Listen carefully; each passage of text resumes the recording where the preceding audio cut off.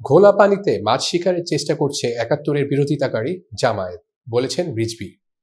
বিএনপির জ্যেষ্ঠ যুগ্ম মহাসচিব রুহুল কবির রিজভী বলেছেন, 5 আগস্টের আগে ব্যাংক লুট ও দখল করেছিল আওয়ামী লীগ, আর 5 আগস্টের পর ব্যাংক দখল করছে একটি ইসলামী দল।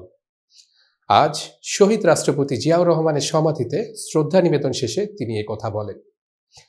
রুহুল কবির রিজভী আরও বলেন, শুধু পার্শ্ববর্তী দেশের অপপ্রচারই করছে না, দেশের একটি রাজনৈতিক দল খোলা পানিতে মাছ শিকার করতে চায়। তিনি বলেন, একাত্তরের বিরোধিতাকারী জামায়াত ঘোলা পানিতে মাছ শিকারের চেষ্টা করছে। জাতীয়তাবাদী রিকশা, ভ্যান, অটো শ্রমিক দলের পক্ষে বিএনপির প্রতিষ্ঠাতা প্রয়াত রাষ্ট্রপতি জিয়াউর রহমানের সমাধিতে শ্রদ্ধা নিবেদন করা হয়।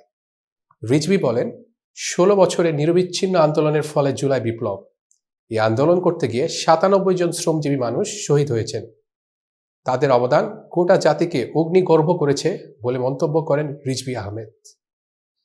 এতক্ষণ বার্তা বৈঠকের সাথে থাকার জন্য ধন্যবাদ। নতুন নতুন তথ্য ও সংবাদ পেতে বার্তা বৈঠকের ফেসবুক পেজ ও ইউটিউব চ্যানেলের সাথেই থাকুন।